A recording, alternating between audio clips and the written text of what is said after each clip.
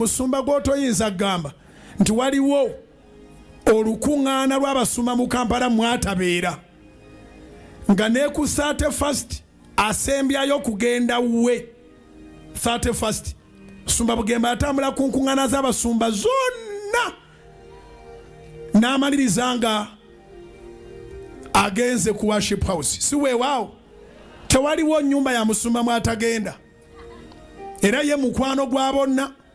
Musumba Bugembe ayagalwa bonna. Simanyi nange bwe yakikola naye nabadde mu concert kino kye nayize tiba n'abantu ba users era nze nabawona buwonyi.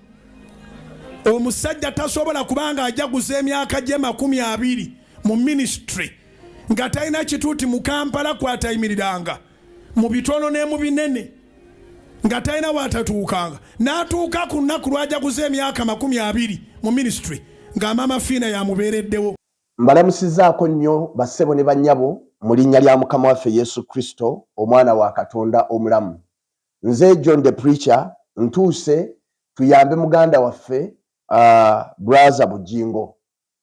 Mulabye ng'ali ku kituuti naye njagala kusooka okutegeeza muganda waffe nti okozesa bubi ekituuti ekyo.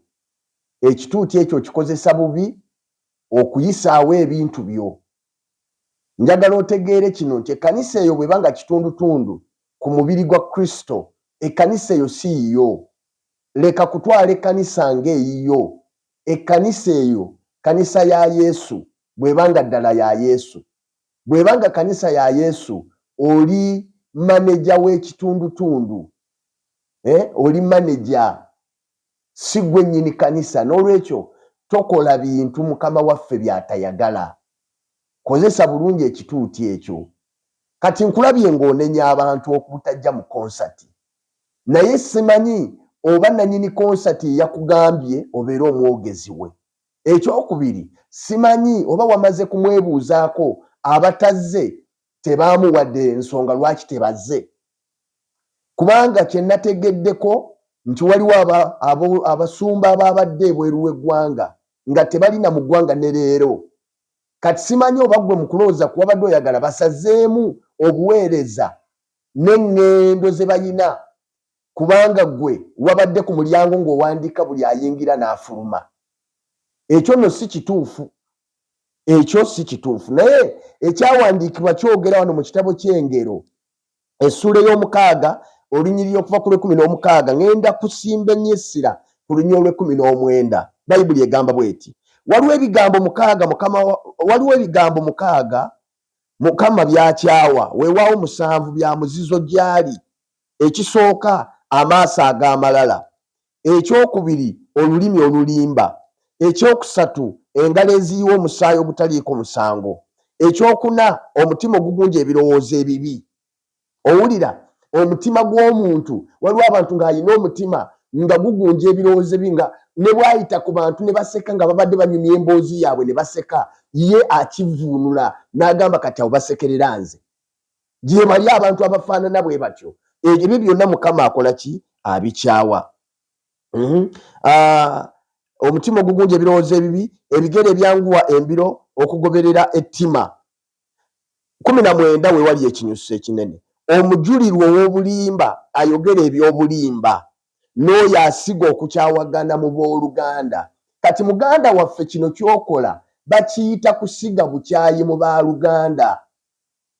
Lowooza omuntu eyaguze emmeeza $3,000,000 n'atasobola kujja n'aweereza abaana tugeze, oba baana ba mu kanisa ne bajja, ye nga tazze ayina gye yagenze oba ali bweru wa ggwanga. Bw'awulira oyogera ebyo alowooza nti oba Bugembe ye yakutumye. Naye kyemmanyi nga tewasoose na kumwebuuzaako, tewasoose na kwebuuza abatazze baabadde ludda wa. Ekyokubiri, si buli nsonga nti naawe ogibeeramu. Si buli nsonga naawe ogisobola ogibeeramu. Ekyokulabirako, twabadde twakava mu konsati ne tufuna okufiirwa ng'eggwanga. Omusumba Kimuli n'afiirwa omukyala. Baabadde n'okukungubaga mu bifo bya mirundi 3 mu nnaku 3. Gwe tewalabiseeko wantu wonna wadde TV okulabikako wadde okusindika obubaka obusaasira. kati ekyo tukiyite ki tugambe nti gwe yakutuma yakugaana okuziika oba yakugaana okungubaga n'abakungubaga naye osobola okuba nga tewasobodde era tewali ayinza nakunenya kati ekyo bwe tunaakitegeera mikwano gyange nti tusobola ebintu ne wabawo ne bye tutasobola ekyo kirabye emirundi mingi nga omuntu bwe balangirira okusiiba oba okusaba ye n'akuyinza ku mulundi ogwo alaba abatasobodde kujja nga abaagwa kati ate ye omulundi omulala basobola okulangira n'atasobola ekyo tuteekwa okukimanya era ffe omusumba ffe ebimu ku byatukubiriza agamba bw'obanga olwadde obanga ofiiriddwa n'olaba abantu 2 oba 3 okuva mu kkanisa nga bazze gy'oli okulabako manya nti ekkanisa yonna ezze era atuyigiriza nti nammwe abagenze okulaba ku w'oluganda bwe mutuuka togamba nti nze nzize nzekka